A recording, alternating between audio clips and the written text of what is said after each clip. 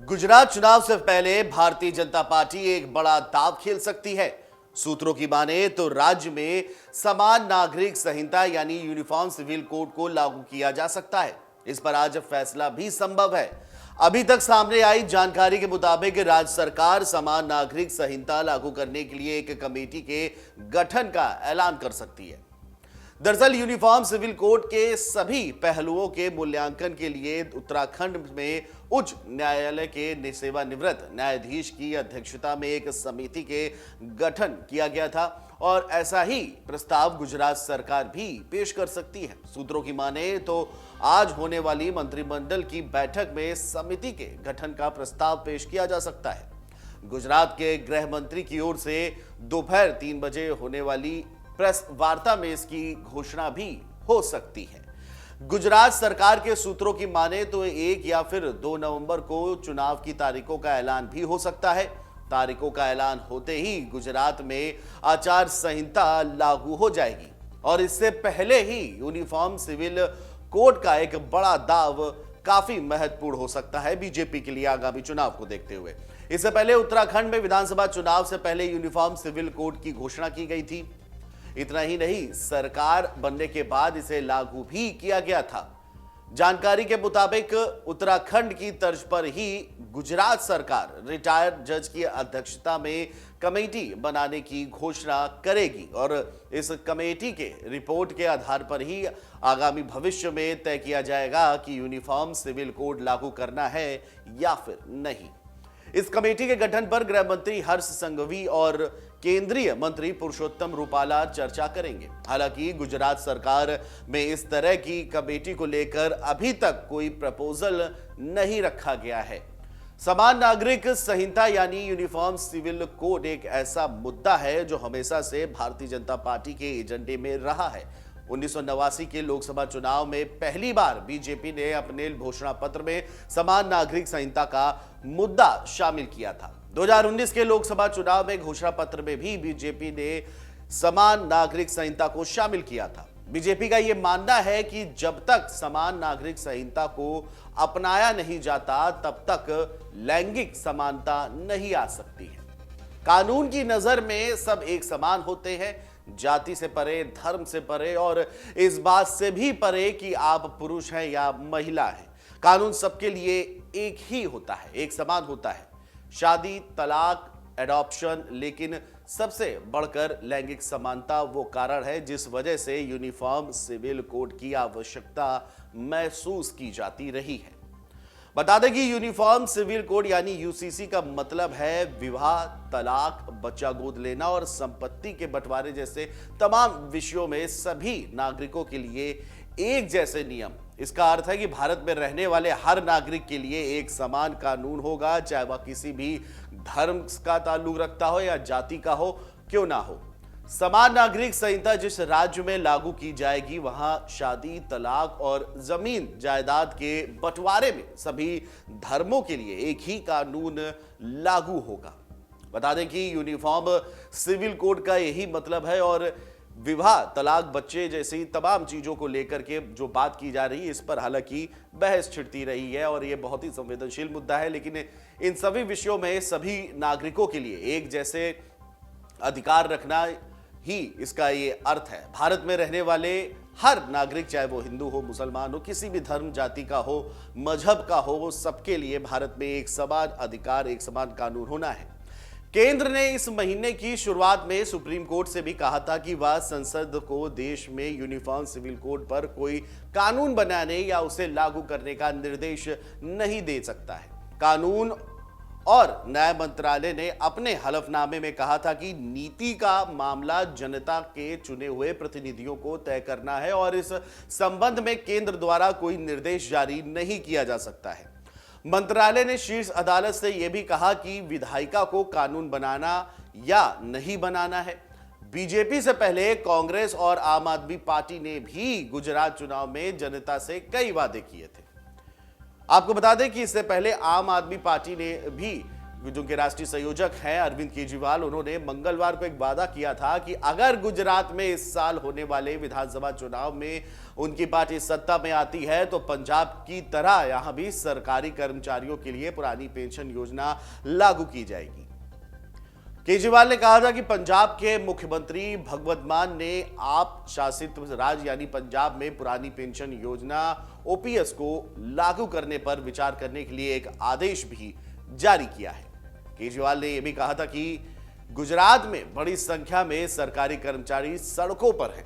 उनकी मुख्य मांग पुरानी पेंशन योजना को लागू करने की है। मैं उन्हें गारंटी देता हूं कि जब आम आदमी पार्टी सरकार बनाएगी तो हम गुजरात में ओपीएस यानी कि पुरानी पेंशन योजना जो है उसे लागू करेंगे। विधानसभा चुनाव से पहले समाज के विभिन्न तबकों से संपर्क करने के अभियान के तहत केजरीवाल ने एक बैठक को संबोधित करने के लिए वडोदरा में थे और दिल्ली के मुख्यमंत्री केजरीवाल ने कहा था कि पंजाब की तर्ज पर हम गुजरात में भी ओपीएस लागू करेंगे। केजरीवाल ने राज्य सरकार के प्रदर्शनकारी कर्मचारियों से अपना आंदोलन जारी रखने की भी बात कही थी। उन्होंने कहा था कि अगर भारतीय जनता पार्टी सरकार ओपीएस लागू करती है तो ठीक है, और अगर नहीं करती है तो 2 महीने बाद उनकी पार्टी इसे लागू करेगी जब मौजूदा सरकार बदल जाएगी। केजरीवाल ने यह भी कहा था कि राज्य सरकार के कर्मचारी किसी सरकार को चुनने या हटाने में बड़ी भूमिका निभाते हैं। उन्होंने लोगों से आपको बढ़ावा देने और पिछले 27 सालों से गुजरात में सत्तारूढ़ भाजपा को सरकार से हटाने के काम करने का भी आह्वान किया था। तो आपको बता दें, जिस तरह से भाजपा से पहले कांग्रेस और आम आदमी पार्टी गुजरात विधानसभा चुनाव में ओपीएस यानी कि पुरानी पेंशन योजना का मुद्दा उठा रही है, उसी तरह अब बीजेपी ने भी एक बड़ा दाव चढ़ा है यूसीसी यानी यूनिफॉर्म सिविल कोड को लेकर के। आज होने वाली मंत्री बैठक में अगर प्रस्ताव पास होता है तो चुनाव की तारीखों से पहले बीजेपी यूसीसी यानी यूनिफॉर्म सिविल कोड की बात करके एक बड़ा दाव खेल करके इस चुनाव में और गहमा गहमी कर सकती है। गुजरात में विधानसभा चुनाव की तारीखों के ऐलान से पहले दिल्ली के मुख्यमंत्री अरविंद केजरीवाल पंजाब के अपने समकक्ष भगवंत मान के साथ 3 दिवसीय गुजरात दौरे पर थे। वोटर्स को लुभाने के लिए केजरीवाल कई तरीके के वादे कर रहे हैं। उनके वादों की अगर देखी जाए तस्वीर तो उसमें साफ तौर पर नजर आता है कि झड़ियां लगा दी हैं। शुक्रवार को एक रैली में उन्होंने कहा कि अगर आम आदमी पार्टी विधानसभा चुनाव में सत्ता में आती है तो गुजरात का हर घर प्रति माह 30,000 रुपए के लाभ का हकदार होगा। केजरीवाल ने यह भी कहा कि उनकी पार्टी राज्य में प्राथमिकता यानी प्रायोरिटी के आधार पर भ्रष्टाचार को खत्म कर देगी, जैसा कि वो दिल्ली और पंजाब में कर चुके हैं। जगह जगह जाकर केजरीवाल दिल्ली का जिक्र करते हैं, पंजाब का जिक्र करते हैं। दिल्ली का जिक्र तो मानो बहुत पुराना हो चला है, लेकिन अभी हालिया दिनों में जिस तरीके से पंजाब में आम आदमी पार्टी ने जीत दर्ज की, उसके बाद से केजरीवाल की बाँछें खिल गई और केजरीवाल अब जगह जगह दिल्ली और पंजाब का उदाहरण देने निकले हैं। पंचमहल जिले के मोरवा हदफ में एक रैली को संबोधित करते हुए केजरीवाल ने महंगाई का मुद्दा उठाया। कहा कि वो परिवार के सदस्य की तरह लोगों की मदद करेंगे। उन्होंने कहा, गुजरात में देश में सबसे ज्यादा महंगाई है, मैं आपको सबसे पहले महंगाई से मुक्त दिलाऊंगा। 1 मार्च के बाद आपको बिजली बिल का भुगतान करने की जरूरत नहीं होगी, मैं आपके लिए ऐसा करूंगा। दिल्ली के सीएम ने कहा, मैं आपको प्रति माह 27,000 रुपए का लाभ दूंगा। आपके सत्ता में आने पर एक परिवार बिजली बिल पर 3,000 और शिक्षा पर 10,000 रुपए की बचत करेगा। बेरोजगार युवाओं को 3,000 का वजीफा यानी स्टाइपेंड और महिलाओं को 1,000 रुपए का मानदेय दिया जाएगा। इससे हर घर को प्रति महीने 30,000 रुपए का फायदा होगा। तो गुजरात में भले ही चुनावों की घोषणा नहीं हुई है, लेकिन ताबड़तोड़ रैलियां चल रही हैं। पार्टियों में कहीं ना कहीं सुगबुगाहट है, बेचैनी है और ये लहर देखी जा सकती है मोदी लहर से इतर। राजनीतिक सरगर्मी बढ़ चुकी है। दिवाली के पर्व के बाद अब सभी पार्टियां इलेक्शन मोड में आ गई हैं। गुजरात में पूरे जोर शोर से चुनाव लड़ने की तैयारी कर रही है आम आदमी पार्टी। जहां खेलना चाह रही है वो पंजाब वाला दाव। आम आदमी पार्टी पंजाब की तर्ज पर लोगों से पूछकर मुख्यमंत्री का चेहरा तय कर सकती है। खबरें ऐसी मीडिया रिपोर्ट्स में आ चुकी हैं।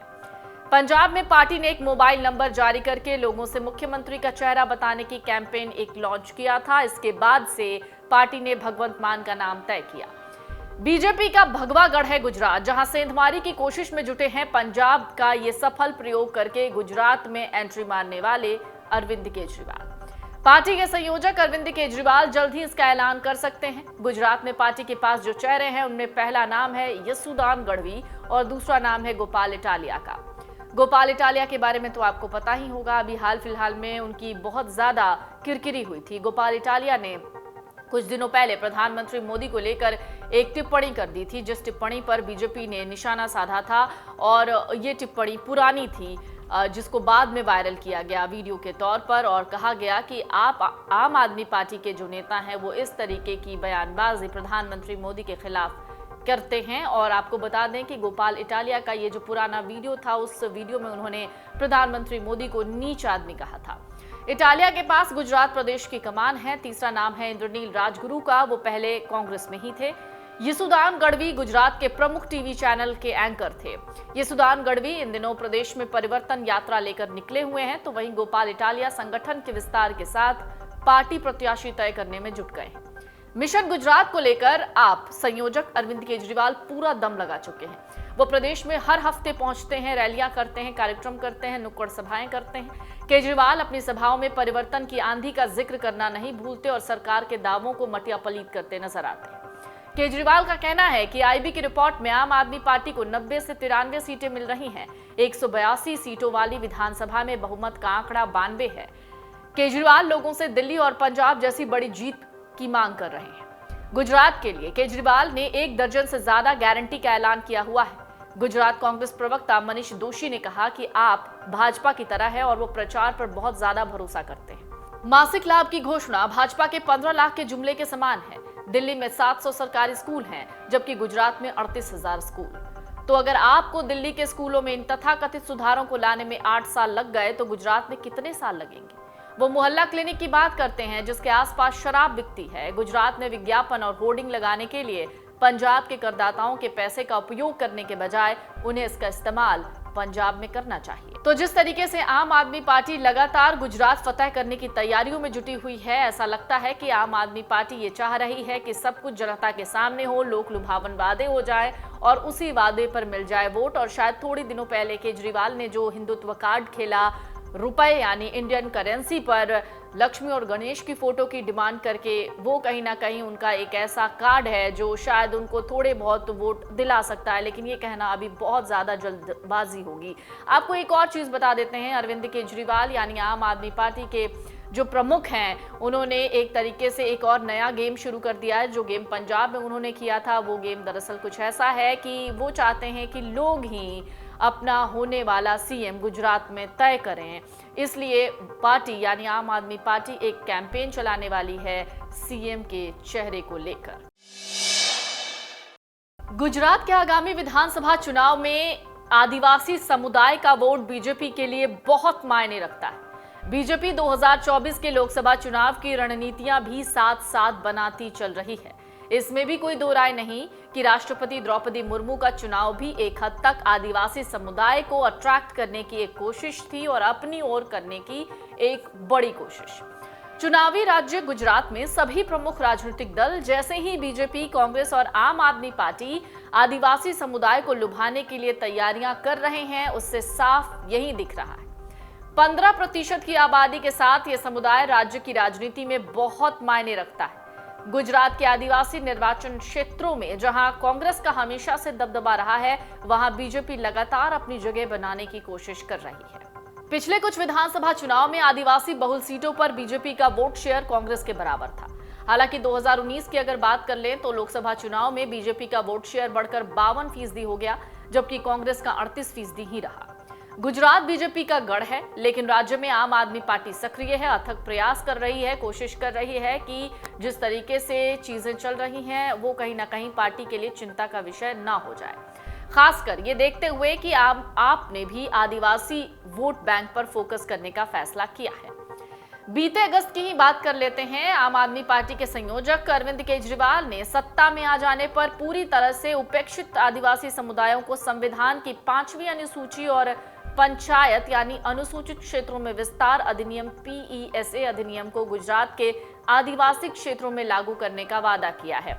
उनके 100 वादों में से एक वादा ये भी है। 2011 की जनगणना के अनुसार गुजरात की लगभग 15% आबादी एसटी है, यानी शेड्यूल्ड ट्राइब। हालांकि ये आबादी मुख्य रूप से ग्रामीण गुजरात में है, जहां आबादी का 5वां हिस्सा है एसटी।